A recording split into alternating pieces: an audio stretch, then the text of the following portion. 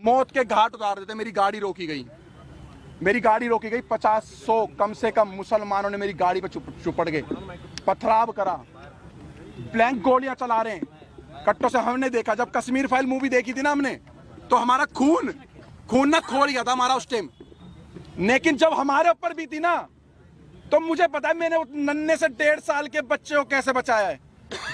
मैं मर जाता, मेरा बच्चा मर जाता, या मेरी वाइफ मर जाती, अगर भगवान मेरा राम अगर मुझे बचा देता ना, तो मैं इस देश के संविधान, इस देश के कानून को साइड में कर देता। अगर मेरा बच्चा मर जाता, जहां पर इस देश का संविधान हमारे बच्चों को और हमारे परिवार को, सनातन को नहीं बचा सकता, जहां पर ये पुलिस आर्मी और हमारे देश को नहीं बचा सकती, आईपीसी धाराएं नहीं बचा सकती, जहां पर पुलिस वालों पे गोली चल रही है, जहां पे बड़ी बड़ी अधिकारियों को मेवात जैसे एरिया में डंपरों से कुचल दिया जाता है, तो वहां पर इतनी बड़ी यात्रा हो रही थी, 1 लाख से 1.5 लाख व्यक्तियों की, सनातनियों की पूजा करने जा रहे थे, आराध्य करने, अपने आराध्य भोले शंकर जी की। तो वहां पर आर्मी कहां गई, आपकी पुलिस प्रोटेक्शन कहां गई?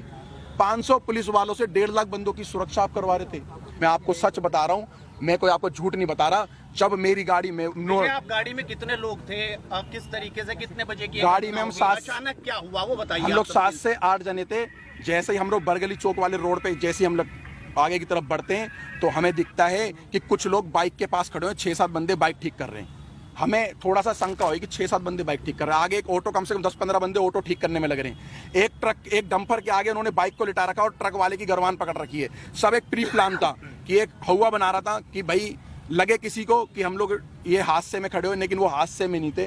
वो पूरा एक फ्रेम बना करके घेरने की इंतजार करते, जितने अंदर जा रहे हैं जाने दो, उसके बाद एक एक की लाश वहां से निकलती।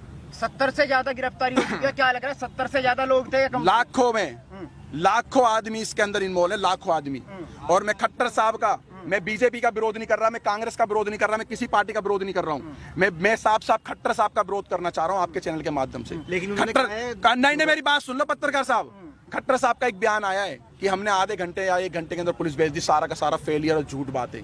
3 घंटे तक उस मंदिर पे भी नहीं पहुंची थी, मंदिर के अंदर भी गोलियां चली। लेकर निकले कहाँ गए? बरगली चौक। अपने आप को, अपने बच्चे को, अपनी पत्नी को, जो लोग थे उनको बस भागते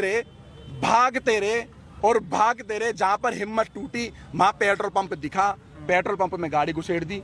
मैं उन अंकल जी का एहसान जिंदगी भर नहीं भूलूंगा, मेरे को और मेरे परिवार को, और उन्होंने मेरे पीछे बैठे हुए व्यक्ति को, जो किसी के बच्चे थे, किसी माँ के लाल थे, उनकी माँ की आंखों की टकटकियां लगी हुई थी। मेवात में मेरे बच्चे गए, वहां पर हमला हो रहा है। उन अंकल का धन्यवाद करना चाहूंगा। अंकल ने बोला डरो मत, गाड़ी यहाँ लगाओ, किसी माई के लाल में दम नहीं है जो इस पेट्रोल पंप की सीमा पार कर जाए। पेट्रोल पंप पे आए और रेकी कर रहे थे बाइक और कार से पेट्रोल पंप के सामने कि हाँ यहाँ ये लड़ फंसे हुए ये सारे के सारे। और मैंने भगवा, यही कपड़ा चेंज नहीं हुआ मेरा कल से, यही कपड़ा है मेरे पास, यही।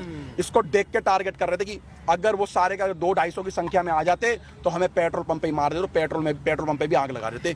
गोली भी चली? मेरी गाड़ी पे गोली नहीं चली, मेरी गाड़ी के सामने से बिल्कुल गोली गई, हवा में गोली फायर करी उन्होंने कट्टों से।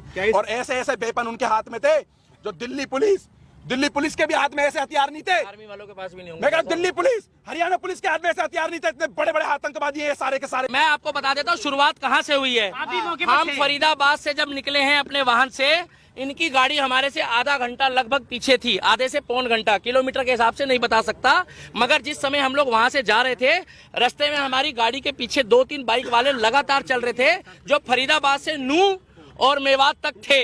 हमें शक तो हो रहा था कि शायद हमारा पीछा करा जा रहा है, हमारी रेकी हो रही है। हमारी किसी भी टीम के पास किसी तरीके का कोई भी ऐसा सामान और ऐसी चीजें नहीं थी। अगर होती तो हमारे पास महिलाओं और बच्चों को हम नहीं लेके जाते।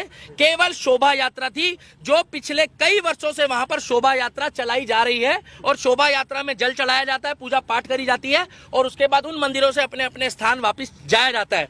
मगर वहां पर जिस तरीके से भीड़ थी, सबके कानों में छोटे वाले वो ईयरबड लगे थे। हमारी बाइकों के साथ भी जब हमारी बाइकें रुकी है, कुछ काफिले में 4-5 गाड़ियां रुकी है, हमारी गाड़ियों के साथ एक बाइक वाला रुक के गया है, जिसने ये बताया है, वहां पर सबने देखा है कि कुछ लोग यहाँ भी रुक गए हैं, भेजो। जब हमारे को बोला गया कि ना तो आप यहाँ से निकल जाओ, पीछे पत्थरबाजी हो चुकी है, और मेरे पास एक वीडियो भी है जब हम लोग वहां से निकले हैं। मैं अभी वो क्लिप नहीं दिखा पा रहा मोबाइल में। उस वीडियो में उस व्यक्ति ने साफ बताया कि सर यहाँ से आप चले जाओ, वहां पर प्लान बन चुका है कि कुछ लोग आगे फंसे हुए हैं, वो आ रहे हैं। और वो व्यक्ति ने खुल के बताया, मगर मेरी बाइक का नंबर मत दिखाओ।